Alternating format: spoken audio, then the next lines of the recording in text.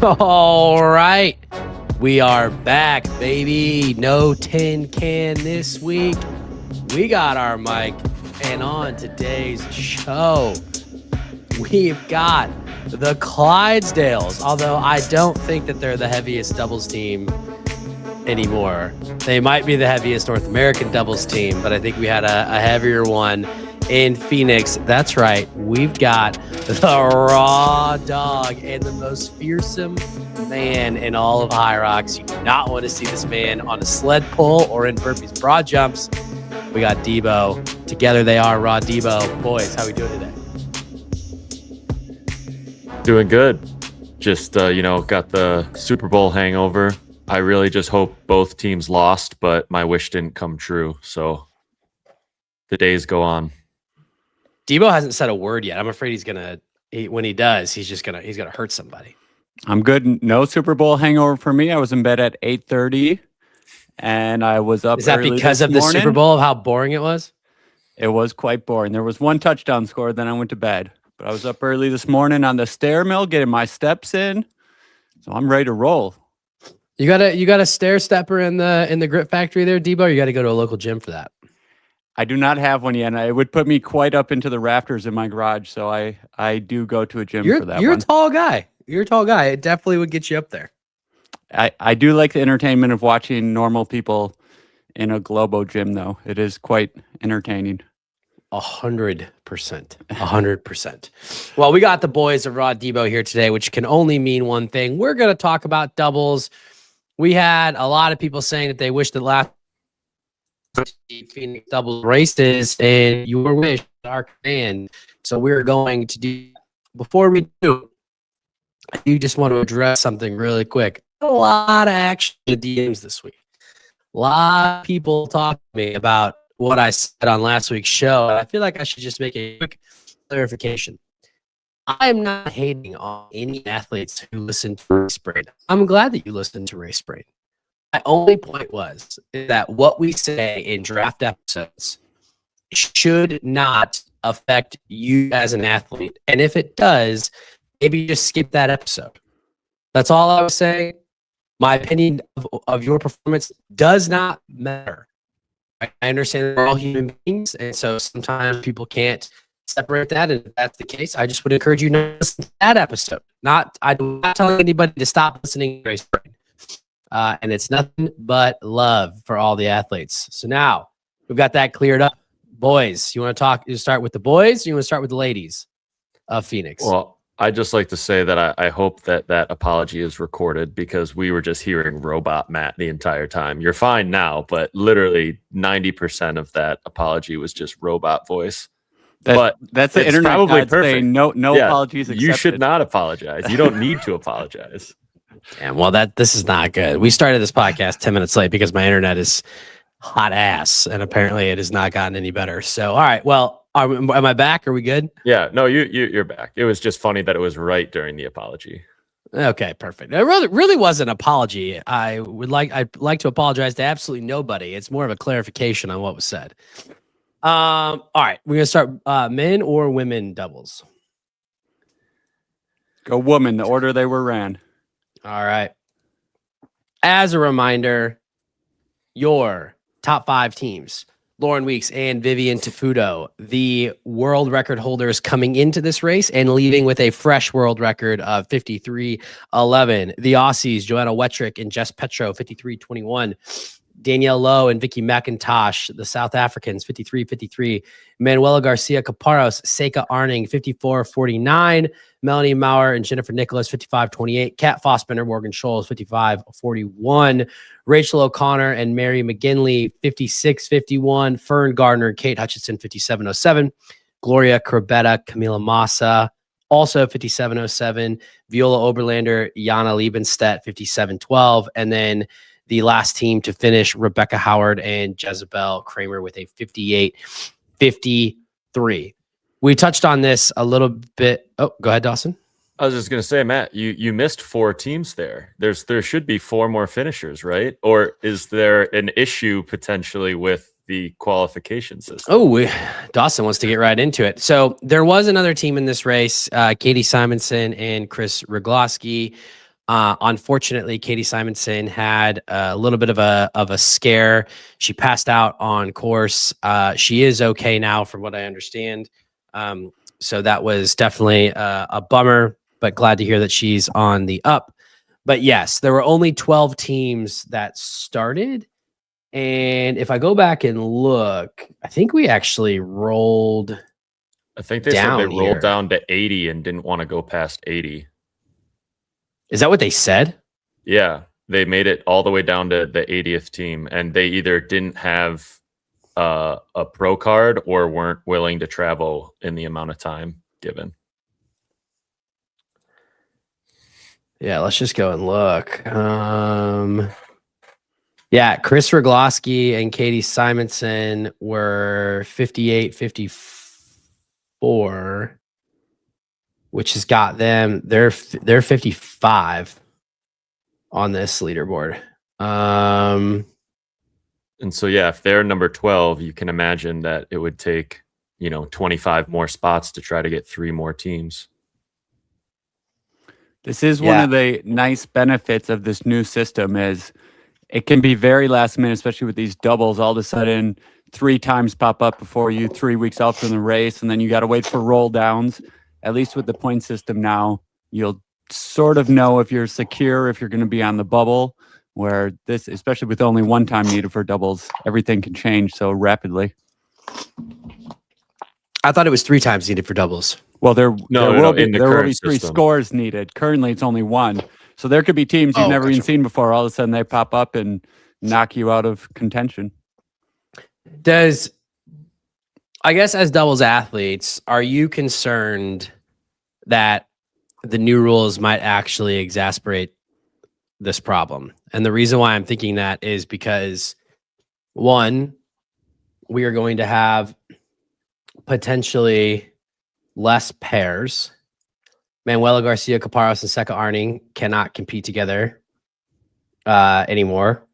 And then Jennifer Nicholas, Melanie Maurer cannot compete together.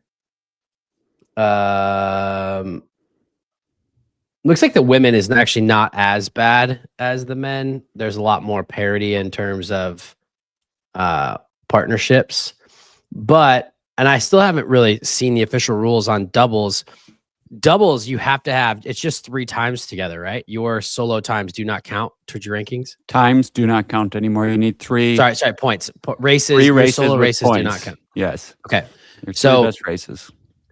Then the question becomes, will some of these teams, are they going to be able to maintain, will some of these athletes maintain 5 solo races and 3 doubles races?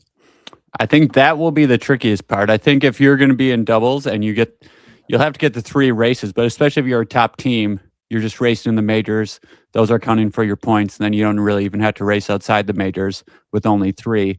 But for someone, if they need to get there 5 times for singles, maybe they're on the edge, so they might need more for that. Then they're trying to get their doubles. I think that's where it really becomes tough. Yeah, I mean, I think overall it's just more people are gonna get the pro athlete card in general.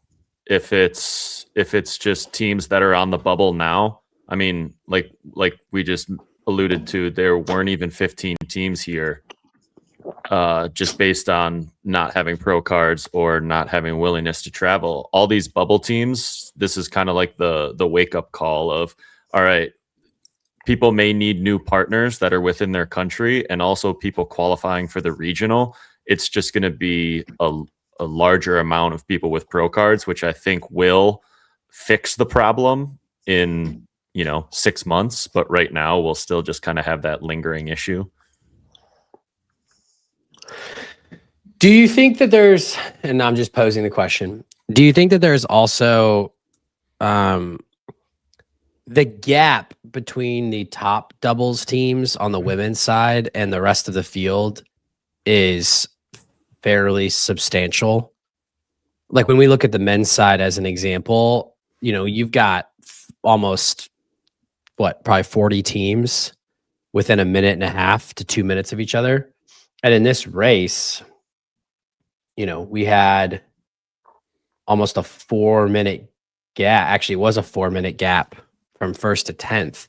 Do you think that potentially keeps people away? Because why would I go and run a race where we're going to get, toward the back half when we could just run age group and win? I think we saw in Phoenix there were a lot of teams who came there just to maybe get a little free gear and have a little vacation. So I do not think that dissuades people. Matt, I think you're underestimating the internet clout that you can get from racing an Elite 15 race. So no. All right. So the boys of Raw Debo are selling that take. They are not buying. We are selling that take. So, okay, I hear you. But then if that is the case, then why did we have to roll down to 80 and still not be able to fill a field? It's in America. There's not a lot of American teams. The minimal amount of travel would be like 16 hours, probably. I mean, there and back.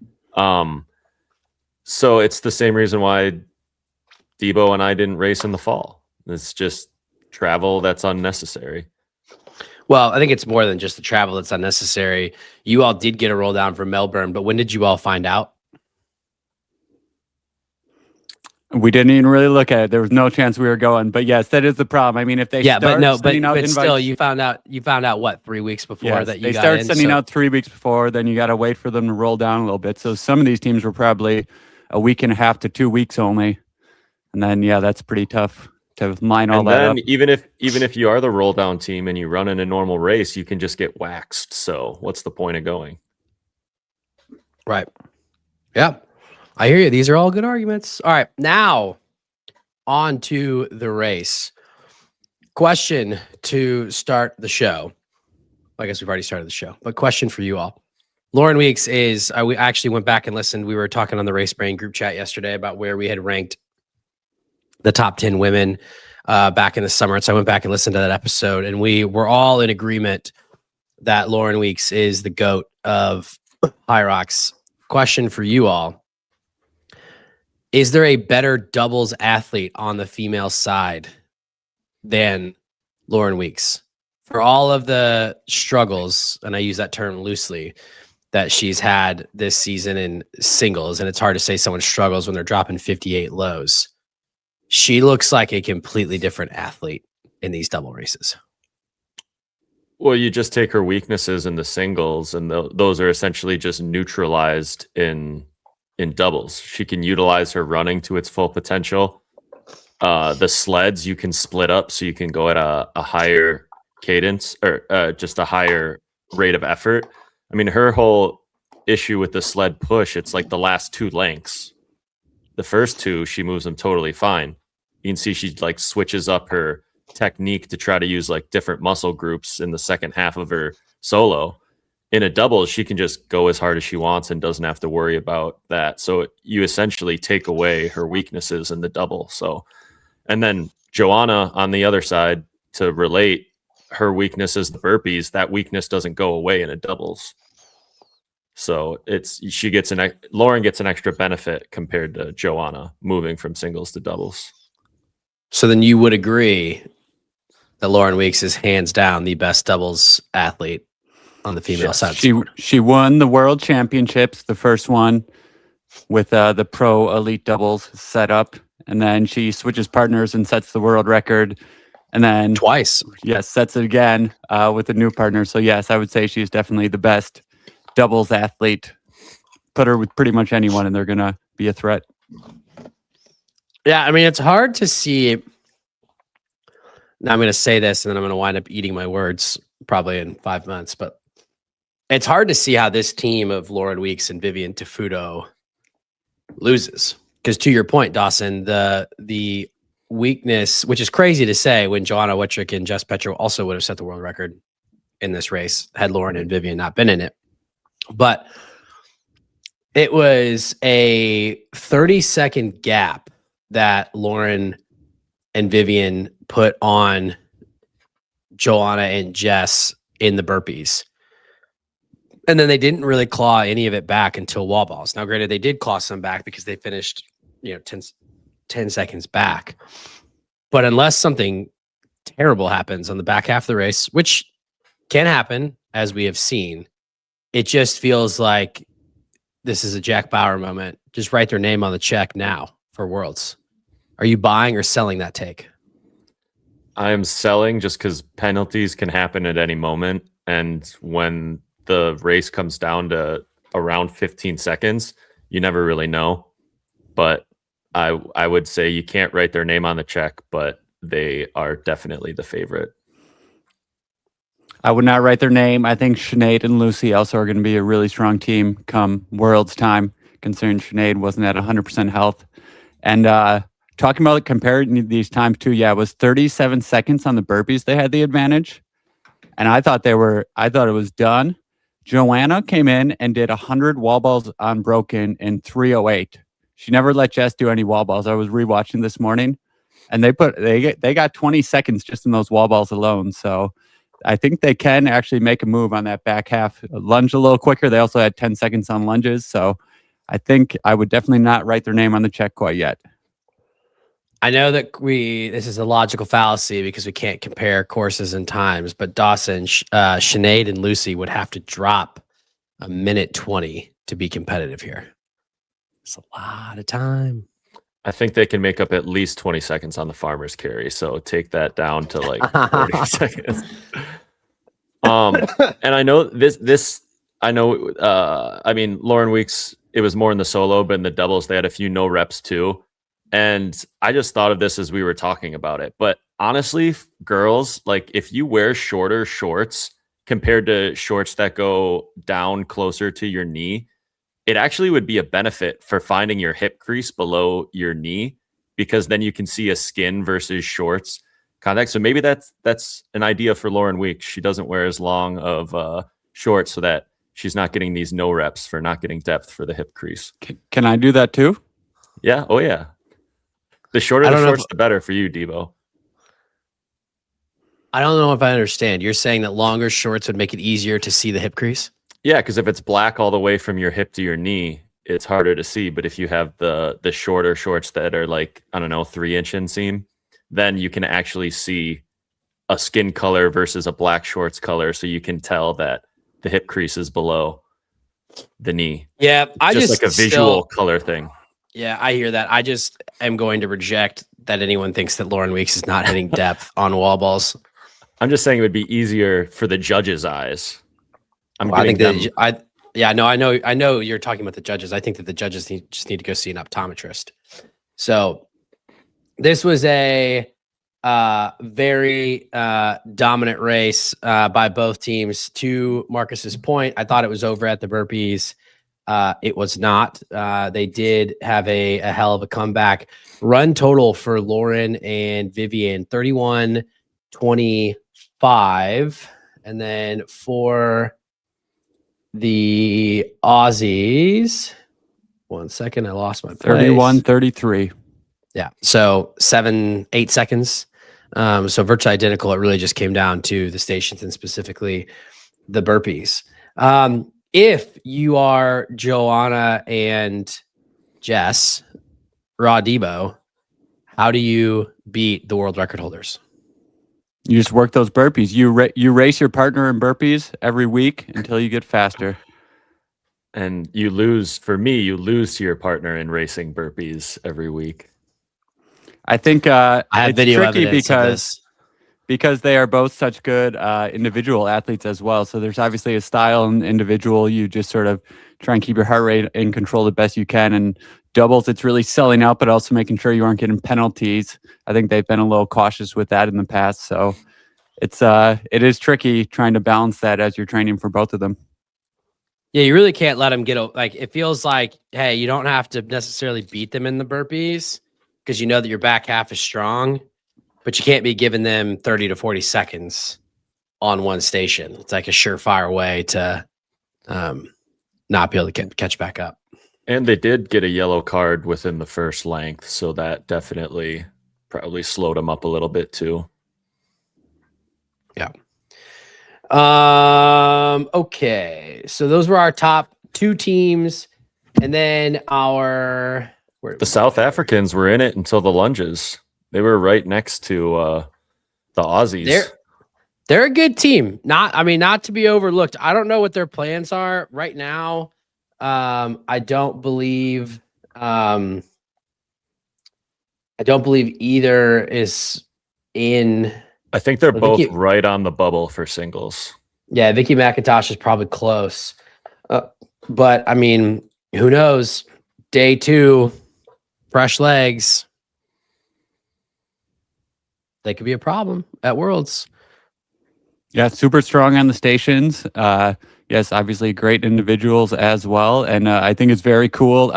Lots of these top swimming teams already are from the same nation. So we'll be seeing them for probably a few seasons to come at least. Yeah, and they still got some meat on the bone in terms of running, at least towards the top. They were 31:52, so 20 seconds behind Joanna and Jess, and then almost 30 seconds behind Lauren and Vivian. So, we work on the running a little bit, keep those stations up. Anything could happen. Anything could happen. To your point, Dawson, they were very strong to the lunges, 216, but then they've also got some opportunity on the wall balls. They were 338 on their wall ball time, which in a solo race, not as, on the women's side is average. For the doubles race, there's some area of opportunity there. I think Debo already pointed out that Joanna was it 309 unbroken? Yeah, something like that.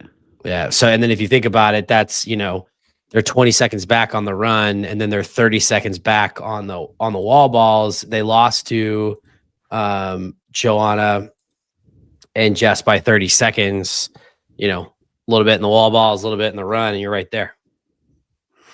It was a judging issue. That's what it was. I actually don't remember. Is that what it was, Debo? Or are you just saying that? It seems like that's what we can default to. It does feel like we could default that way, doesn't it? And then Manuela Garcia Caparros and Seika Arning, they had already qualified coming into this race via the roll down because Meg and Molly are no longer going to compete together. But had that not been the case, they would have locked up that final qualifying spot in this race with an impressive 54:49. Same thing. Station's very strong. Their area of opportunity is on the running. They were 32:54. There's about a minute and a half back of Joanna and Jess for that second spot, which is also what they missed out on second place by. So this is a very good team. I would say that, they're probably, if you think about Worlds, they probably have a really good shot at a top 5 spot. But it's just going to come down to that running. Yeah, Team Blue. It was. I saw a few comments on that. What does blue mean? Why are they blue? I don't know if people deal with color blindness or it was just plum. It was close to plum. Colored, Yeah. So, yeah. So I saw a lot of comments on the live stream in YouTube asking about the blue team. They did send out an email to everyone about at least a month in advance of probably even sending out the bids for it, that if you have already qualified, you're going to need this plum. And those are Nike athletes. I feel like they could have got that together a little closer at least. Well, it was the same thing with like Dylan and Charlie's shorts being like fuchsia or whatever. I feel like after this, maybe HYROX will reach out to them a little before 3 weeks notice. Plum shorts looked a little more just black shorts. No, he just straight up wore black. Yeah. Well, he wore them to the tunnel, right? And they just took them off. Yeah. So, and then we had Melanie You're Milwaukee. No, not quite. We had Melanie Marr and Jennifer Nicholas, 55-28, securing a spot. This was really good to see. One of those feel-good stories. They had gotten disqualified in the previous race after they had been told to leave a zone clear as day by their judge. We don't need to rehash that. But redemption for them, securing that spot. And then the Americans, Kat Fossbender, and she's not a Milwaukeean, but we'll claim her because she's living and training in Milwaukee. Morgan Scholes coming out with a 55-41. Boys, is Milwaukee still the hybrid mecca? I think it's even more so now. I mean, we lost you, we gained Morgan. That was a huge, That's a net positive. huge transfer portal for us. Huge transfer portal. Massive. But honestly, yeah, I mean, they showed out on American soil.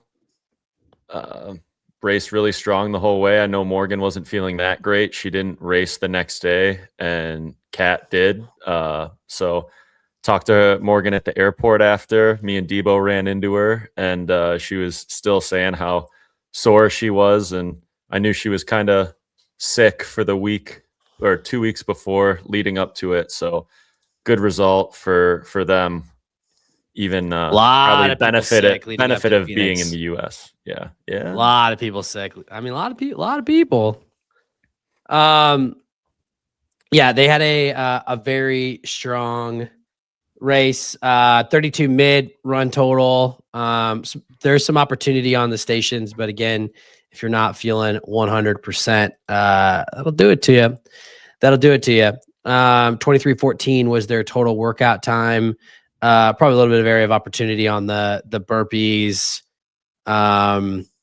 lunges, and but they're strong athletes. And again, another group that they're probably going to be fresh for that world spot. So don't count them out of that mid pack. I don't know. One of them has to qualify at regionals, right? They're the two favorites, aren't they? What if Meg Jacoby shows up? Oh yeah, what if Meg Jacoby shows up? Okay, well, they're the two favorites. Sans, an injured person, is miraculously not injured anymore. Yeah, I mean, let's just go ahead and check really quick. Yeah, I mean, Morgan is the 4 seed behind Lauren, Meg, and Vivian. Kat is the 5 seed. But I mean, there are some other names in here that I don't know that you can just discard. Brooklyn Nichols has had some really strong races. Amy Bevilacqua was going to be in that race. Carolyn Watkins with a 101.33. So I mean, there's going to be some stiff competition. I mean, I did say favorite. I didn't say write the name on the check. That's true. That's true. You did say that. Okay. Anything else we want to talk about on the women's race? I was just gonna say that Jennifer Nikolaus and Fabi Eisenlauer, are they the only couple this year that are both qualified in an Elite 15 race? Last year we had Pelayo and Elena Rukachaz. So are they the new power couple? I didn't know they were a couple, Mr. HYROX TMZ. I'm pretty sure they are. Hopefully I got that. Yeah, right. I don't think we can focus on the sport. That's some TMZ action. I would love to participate in this with you, Dawson, but I have no clue. So, all right, on to the dudes. Your top finishers: Jake Williamson, Hunter McIntyre, 58-35. Rich Lael back together, 49-18. Gustav Cordua, Sebastian Iverson, 49-30. Jake Dearden and James Kelly, 49-31. Stephen Pelkoffer and Dylan Scott, 49-34. Mark Dean, Alan Kao, 50-30. Tom Francis, Peter Mace, 50-49. Ryan Hogan and Joe Bingham, 51-11. Kieran Parkinson and Tony Revel, 51-15. Eugenio Bianchi, Bo Wills, 51-16. Friends of the show, Ryan, Dougie Douglas, and Jack 40 Fit Driscoll, 51-27. Ben and Harry Sutherland, 51-50. Marco Nikic and Alexis Bernier, 52 flat. Jeremy McConnell and Fabi Eisenhower, 52-21. Niall McMeekin and John Carlisle, 52-44. But the story of the day is undoubtedly, much to Debo's chagrin, Hunter McIntyre, Jake Williamson, 48-35, 4 seconds off the world record. And honestly, an incredibly comfortable win. This race felt like a little bit like Hunter's 2023 World Championship win at Manchester.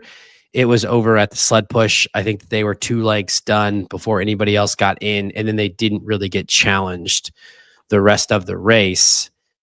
They are seemingly odds-on favorites to win the world title. There was a lot of no reps at wall balls, which is probably the reason why they didn't. Well, it's not probably is the reason why they didn't get the world record, and a very questionable warning on the sandbag lunges. Dawson, Debo, buying or selling, write their name on the check for the world title.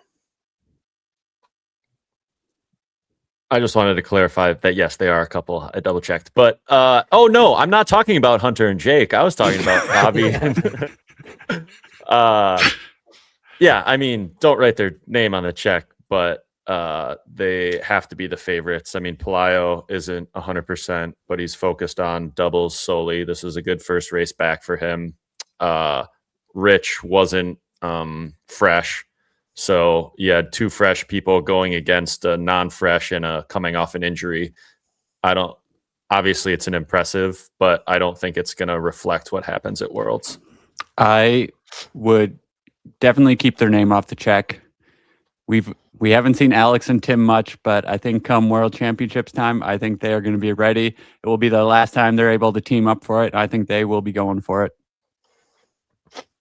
Yeah, I mean, I guess my only question for you though, Dawson, is that Rich is not going to be fresh at Worlds either because he's going to be neither is racing. Hunter, so it makes it more even.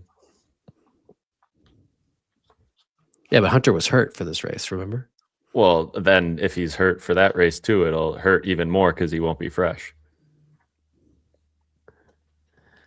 All right. Well, I mean, I think it is still probably going to be incredibly tough on to beat them in this race. If I just go and pull, let's see. And you have Tiny Tim and Ronk Daddy just lingering in the shadows.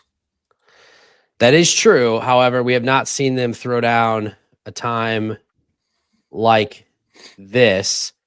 Come on, high result. Why are you failing me? Well, then you can also say they haven't raced any teams like this. All right, hold on. This is the thing that impressed me the most was Rich Leo runtime, which is where they historically have kind of put the screws to everybody.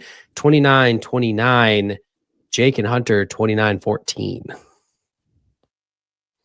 Yeah, we had one guy coming back off an injury and the other's a Masters athlete trying to race 2 days in a row. I think with Worlds, when Pelayo's a little in better shape, and then we also have Rich with another day of rest in between, I think they'll be in a better spot. He will be incredible. 40 by then. Rich? Yeah. I think he's 40 now, right? I thought he was going to be 40. I think it's like, well, you should know. It's coming up. He's your boss. It's like the next few weeks. Yeah. You kidding me? His birthday's on St. Patrick's Day. His birthday doesn't matter anymore. We got young Scotty in the mix. No one cares about Rich's birthday. It's all about Scotty. All right. I was trying to get a little bit of a little banter going back. Neither one of you bit. I do agree. I think that they are the favorite, but I do not believe that we can put their name on the check. I do think that Rich Leo will be back and better at Worlds. And to Dawson's point, Tim and Alex do exist, and Tim is the reigning doubles world champion. And as we know, plus we have those 3 teams plus a new team, Cole, Learn, Allen, seeking revenge on Jake. They were 12 seconds off of their time, I believe, in the pro racing Phoenix. So I look forward to them being in the mix with a little extra motivation. The only question Cole has beaten Hunter before in a doubles race. So the only question is going to be, will they qualify? Because if I remember, Alan Ploy's child is due right around the time of Warsaw. So I don't know how. I guess the question is, how bought in is Alan's wife to him getting a qualifying spot? HYROX is life. HYROX is life. This was I thought it was a very strong race for Rich Leo as well. We had not seen Pelayo. He'd raced one time, but from between worlds. It's kind of even, I don't remember how he put his name down. It's even kind of hard to find. He raced doubles with a friend. But we had not seen him compete at a high level. And honestly, I mean, first run back, 29-29, pretty strong. Sub 20 on the workouts. I mean, they're only 47 seconds off their own world record time. So I think give Pelayo another 4 or 5 months. Gonna be a problem. We already saw him back racing individuals this weekend in Guadalajara. So A mile high. Must be feeling pretty good. A mile high. Yep. Good race overall for them. And then, Debo, did you have Gustav and Sebastian as the as your pick for the third qualifying spot coming into this race? I mean, you know doubles like the back of your hand. Of course I had them. I called the podium, and I also called the last place team, but we don't have to talk about that. But yes, this race also was probably the most competitive, the toughest one to qualify of any of the doubles races so far. What did they run? Like a 49:30? Whereas like in Melbourne, 51 minutes was getting you a qualifying spot. So obviously we can't compare times, but we had 5 sub 50s. Yes, the quality of the teams in this one was probably the best of any of the doubles we've seen so far. Yeah, Dylan Scott and Stephen Pelkoffer got that 5th spot, which is what would have been we're right there for the battle because Jake Dearden and James Kelly had already qualified. But 4 seconds is what it came down to. So it was a battle of the wall balls. The Danes came in a really good spot. Talking about judging, as we were watching live in person, and I saw who the judge they got was for the wall balls, I thought, oh man, they might have a tough go of it. They did end up getting a decent amount of no reps, but kept good speed on them, switched it out, and were able to pull it off. It's crazy in this race too. I'm just looking at this now. JK and Jake, this was a 20-second PR. They won, to your point, Debo, just to talk about how tight this race was. They won Melbourne with a 49:52, and going 21 seconds faster was only good enough for 4th place. Highly competitive. All the way around. And a very good course in Phoenix. Obviously, the difference between running the 5 laps and just running just over 2 probably helps quite a bit. Sure. So, Debo, in your opinion, as an analyst, not as a competitor, when you look at Gustav and Sebastian, what do you feel like their ceiling is at Worlds? I've seen as they just started running together, and especially like Gustav is relatively new to this sport, now they have their qualification. They have quite a bit of time before June. They could make quite a leap. I don't know if I quite see them getting into like that top group of 3 or 4 though, but definitely top 5 is well within their capability. And then again, they're also positioned well for next year, being one of the top same country teams currently. Maybe the top. Yeah. Yeah, I mean, I think that look, what we saw last year is in this doubles race at Worlds, there's bound to be carnage. Right. And so, you got to think that they've got a very strong case at top 5. Also, a very impressive race out of Jake and James. Jake is coming off 2 weeks. This race was 2 weeks post the Houston Marathon, I believe it was. So, strong time. And then the Triangle Boys, Stephen Pelkoffer and Dylan Scott, 49:34. This is a big result for this show because them not locking up a qualifying spot means that the Triangle Boys are still in search of a world spot, which means that we are going to have a showdown in a little over a month between the Carolina Boys and the Scotty Boys. Raw Debo, how we feel about the Triangle Boys? Well, I've already been talking crap to both of them through Instagram DMs, so they know we're coming for them. They are aware of what's going down. I mean, yeah, but on the same course, they ran 49.34. Would you guys run 50.17?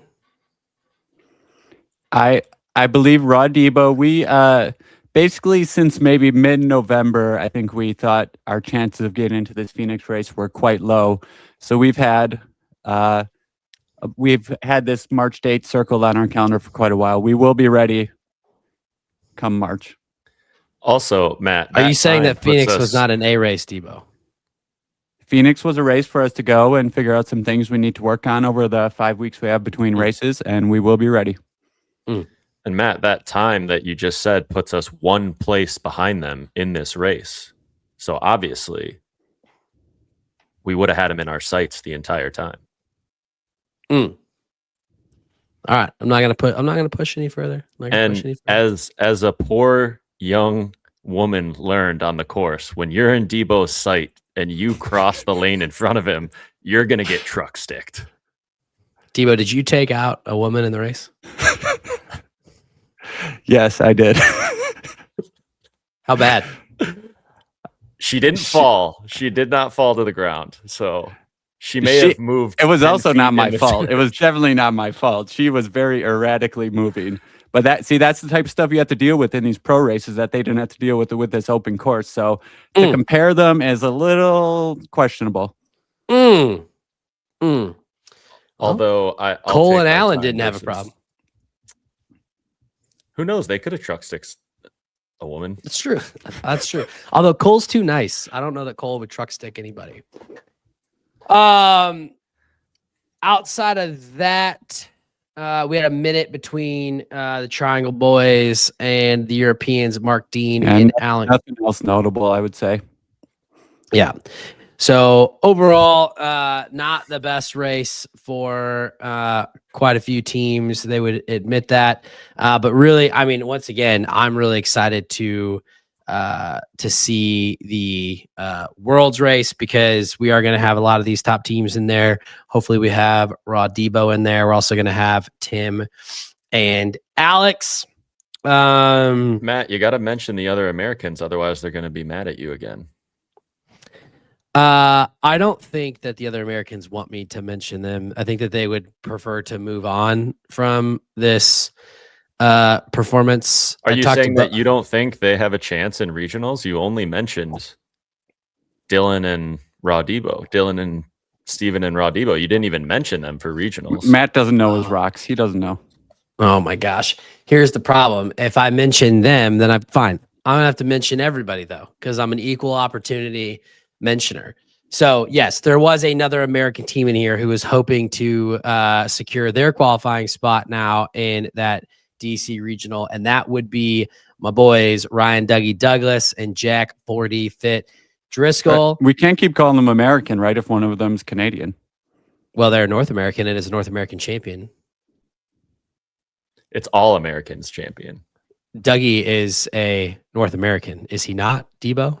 Would he call him? Would he say, "Hi, I'm Dougie, I'm American," or would he say, "Hi, I'm Dougie, I'm Canadian"? Sounds like somebody didn't watch the Bad Bunny halftime show last night. I don't know who Bad Bunny Americans. is. All right, fine. We'll just call them the North American boys, Ryan Dougie Douglas and Jack 40 Fit. I talked to both of them before their solo race. They would both prefer to forget this race, which is why I didn't bring it up, but they will be a threat in that North American championship. That's going to be a race. Let's just talk about some of the teams that have yet to secure their spot that are going to be up. We have got the number 1 seed, Stephen Pelkoffer and Dylan Scott, followed by the number 2 seed, actually, Ryan Douglas and Jack Driscoll, followed by the 3 seed, Dawson Miller and Marcus Wallace, followed by a new team that ran in Phoenix if they decide to compete, Lars Arneson and Chad Trammell. They will not be there. They don't have pro cards. Tough. And then you've got the Canadian Samuel A. Bear, Frederick Dubé, and then Dr. Hayden Warner and Jarrett Newby, and then Ryan Kent and Colin Stiefer. This is going to be a loaded race. So shout out to the boys. It will be on a Sunday night at 9 p.m. Get your tickets there. It's going to be a hot ticket. Maybe 10 people in the arena to watch. I still have my free race to use as an ambassador, and I thought about using it to go and watch so I could be there. I'm not sticking around for a 9 o'clock on Sunday night race. My wife's coming. She'll probably be sleeping too. I'll be watching. I'll just be watching the live. There's no shot that I'll be tuned in. I will be tuned in live. I just will not be on site. That's gonna be a good race. What is it? You guys are what? You're 2-1 versus Dylan and Steven, but you have not beat, or you're 1-1 against Jack and Ryan. We have not beat Dylan and Steven. They've beat us the one time we've raced. But we've beat Dylan and Jeremy. Oh, Dylan and Jeremy. That's Dylan right. versus Dylan. We're 2-1. Okay. So you're 2-2 technically against Dylan. Yeah, versus Jack and Ryan, we're 1-0. No, we're 1-0. We beat them, and then they. Oh, that's right. You guys got second. You guys got second in Chicago. They got third, and then they. It was very close. So they are a great team as well. And then we've never lost to any other team, but they may have faster times than us. No. There are no other teams in the U.S. that have faster times than you. It's just Jack. Outside of this last weekend, they had faster times than us, but had never beaten us. Sure. Great qualifying system. Awesome qualifying system. Yeah, I'm following you. I'm salty. It's gonna be good. It's gonna be good. All right. We did have some racing this weekend, so we will talk about it really quick. We were racing 3 times this weekend in Vienna, Guadalajara, and Bilbao. Bilbao will always have a special place in my heart. Coys. Let's go first Spurs. Yeah, it's such a tough year. Let's first go to Vienna. Probably the most notable thing about Vienna is that Alexander Ronkovich ran. However, he did not run the pro. He ran open. And this must have just been a fun run because it was 54:37. So he ran the open about a minute and 25 seconds slower than his world record pro time. Likely just a training run. Not sure why he didn't just take the points, but I'm not going to tell the world champion what to do. Your top 5 men in Vienna. Tomasz Tvrdik taking 105 points with the 55.43. Ronan Lindsay taking 100 points with a 56.19. Richard Heineck, Jack said, put it in the bank. This dude's going to break into the Elite 15. Taking third with 57.35. I'm not quite sure how the points work out on that. I'm guessing it's going to be right around 98. And then Christian Patrick Poremba, 57.41. Paul Windle, 57.42. These are valuable points for Tomasz. Is Tomasz overlooked in the elite races? 100% he's overlooked. Both in Hamburg and in Phoenix, he was basically the next man up to get that qualifying spot, or second man up.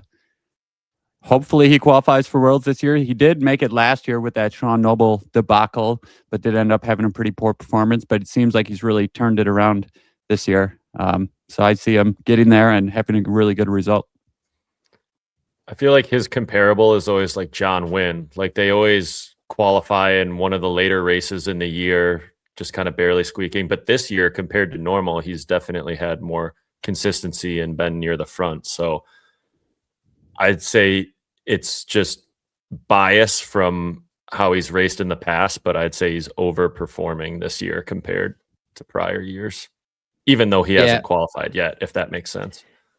He has actually he had 2 top 5 finishes in elite races. He actually got 4th place finish in Madrid in 2021. At the Vegas race, he was 13th. Then HYROX Vienna in 2024, he had a top 5 finish. And then after that, he struggled a little bit. His elite finishes in order were 11th at Nice, 12th at Amsterdam, 13th in Hong Kong, 8th in Glasgow, and then 13th last year in Chicago. But then this year he's had 2 top 5 finishes. So basically, far. I think his qualifying race was that 8th place you said, right?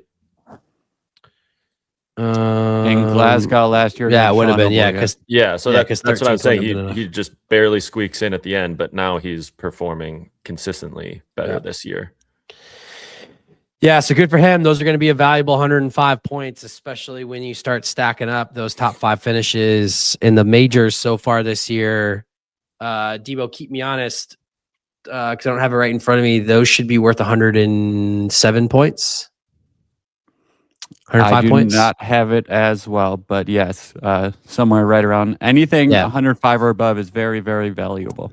Yeah, which I think top 5 finishes is good enough. I don't have it in front of me, but I'm pretty sure it's good enough for 105 or more. So good on him. And then on the women's side, big time out of Lena Putters, 59.08, securing all 105 points. And then in second place, this is a breakout performance for this athlete from Germany, Lee Sophie Pomerenig, with a 60.38. This is a 5-minute PB. Her last race was Hamburg, where she ran a 65.31. She took almost 5 minutes off. She puts her name on the board with 100 points. And then Tanya races every weekend. Strohschneider, 63.10. Svenja Sommer, 63.31. 65.16 is your 5th place finish for Louisa Marie Wart. Debo Dawson, is Lena Putters the next best athlete after the current top 3? Well, I had a personal conversation with you that I thought she was going to beat the world champion in the elite race, and she did not, but she still performed very well. So I am high on Lena Putters. I did not know this about Dawson, but I guess we think alike because, as you know, I was messaging the WhatsApp yesterday. I believe, I didn't say today, but come Stockholm, I believe she will be leading sort of that second tier of athletes. As long as she stays healthy. She seems to be injury prone a little bit, but if she's healthy, come Stockholm, I think she's going to be way up there. It's a big race. I mean, 59.08 is a legit time. There's less than 10, it might even be less than 8 women who have gone sub 60 ever. So it's a very serious time. Hard to disagree with Debo there. I think if she can stay healthy, that is going to be the key, but she will be someone to watch out for. And again, very valuable 105 points. Then down in Mexico, we had the return of Pelayo Menendez Fernandez with a 60.30. I'm going to put an asterisk next to this because this race was done at 5,200 feet. So if you think that, Pelayo has lost a step, maybe, but it's a mile high. That's hard. Great race for him. I think the thing that stuck out to me was that running seemed very strong. So 33.45 run plus rocks. But again, take into consideration that he was a mile in the air, 26.38. Station times looked pretty good. Mid 3s on the push, mid 3s on the pull, mid 2s, burpees. Farmers were pretty good. Sandbag lunge is good. 425 wall balls. He can clean that up. Pelayo is going to be able to make it back, would be my guess. Interestingly enough, I didn't realize this. We have never had a sub 60 in Mexico. I did see them posting about that. I did not realize that as well. But maybe some more favorable courses. Maybe this outdoor Cancun course they have coming up. Is Monterey probably a decent option? I think they're all pretty much at elevation. Well, Monterey is right on the border, basically, and it's near the Gulf of Mexico, so it should be pretty low elevation. Monterey is at 1,700 feet. Okay, so decently low. I mean, that's 700 higher than Phoenix. Okay, that's 1,200 higher than where you're at right now. And I felt it. I'm just saying, it's not nothing. It's not nothing. Another point in this, times don't matter at all, but Ryan Callahan finished 4th overall in Phoenix Pro. So you can say that if Pelayo beats him, well, then he would have gotten 4th or 3rd overall behind Dylan and Hunter. Yeah, and Ryan got a 56 in Phoenix, just to give you an idea. Exactly. Of what so it's like yep. Pelayo should be around that time. Now, Ryan Callahan is an interesting story here. To Dawson's point, 61-30, the times don't matter. He collects 100 points here in this race. But Ryan was not aware that he needed a pro card, so I don't believe he had one for the Vancouver race. And then he got one for the Phoenix race. But this 61-30, because we're still in the old system for the rest of this year. I'm not great at math, but I'm pretty sure that Debo did the calculations. Puts his average at 59.5, Debo?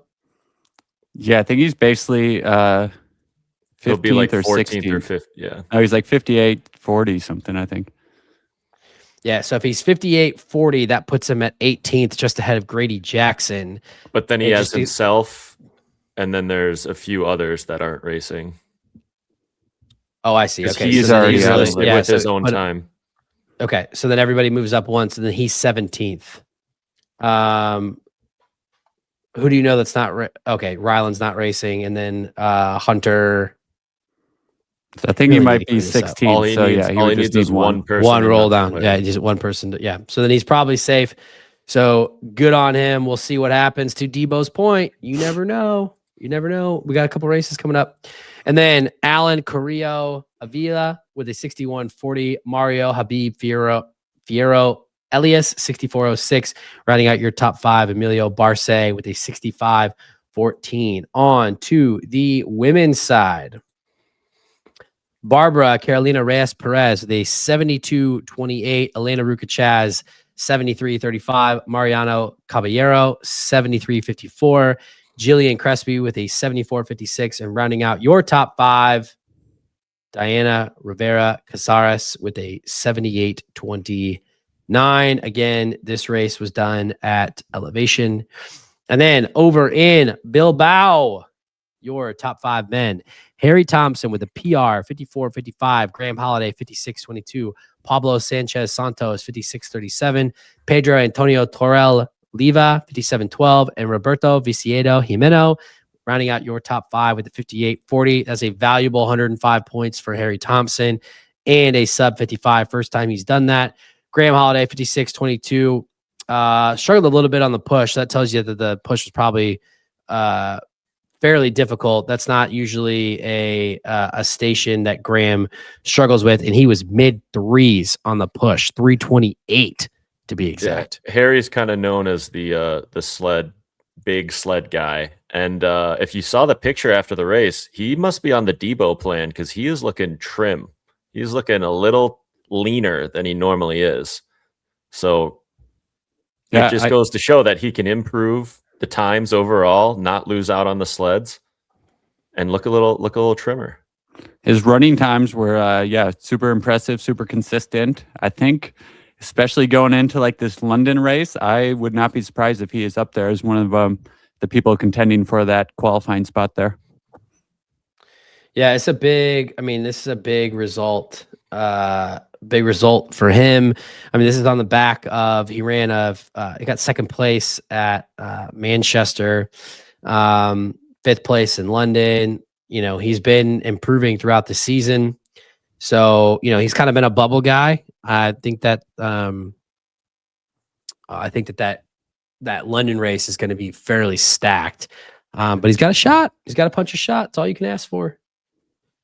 Okay, and then on the women's side, your pro women in Bilbao, Melanie Maurer getting her 105 points with a 61.03, Charlotte Haglund 62.17, Shawnee Gibson 67.12, Noela Gonzalez Timon 68.02, rounding out your top 5, Sylvia Garcia Lorenzo with a 68.03. All right, boys. Those were your weekend races. Then up and coming this weekend, we are back with more racing. We've got HYROX Nice, and then we've got HYROX Istanbul. So races going off in France and Turkey. And then in 2 weeks' time, we've got Vegas, Katowice on the docket. Rod Debo, any final thoughts on today's show? There was also one strong team, pro doubles men in Bilbao, Xavier Dufour and Martin Lacroix. They're Great French. Crushed it. They're French, but so I'd probably a team to maybe look for, especially next year. They ran a 49.56.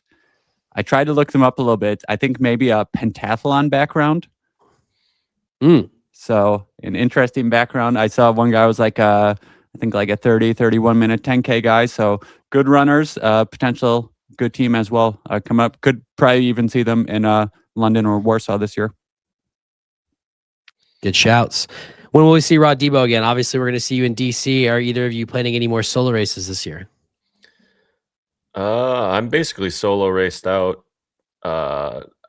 If I have the opportunity to, if we need another doubles race somewhere, I might hop in a solo, but I've been racing too much. I'm the guy who doesn't race very often, and I've raced like 5 times in the last 5 months, so I'm good. Yeah, I'm raced out. I did one. It was too hard. And now I don't know about the HYROX anymore. That's fair. That's fair. I'm going to race Houston, and depending on how that goes, that might be the end. We'll see.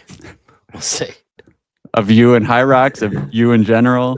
Who's the heir to the throne? Is Debo going to take over the hybrid? Race brain can't get rid of me, but we'll see. We'll see. All right. I think that should do it. Appreciate the boys hopping on. Rod Debo, always a pleasure, never a chore. Let us know where we got it right in the comments. Let us know where we got wrong. Subscribe to The Drop. Like and subscribe to the YouTube, Spotify, wherever you get your podcast. And as Dawson always says, we'll see ya.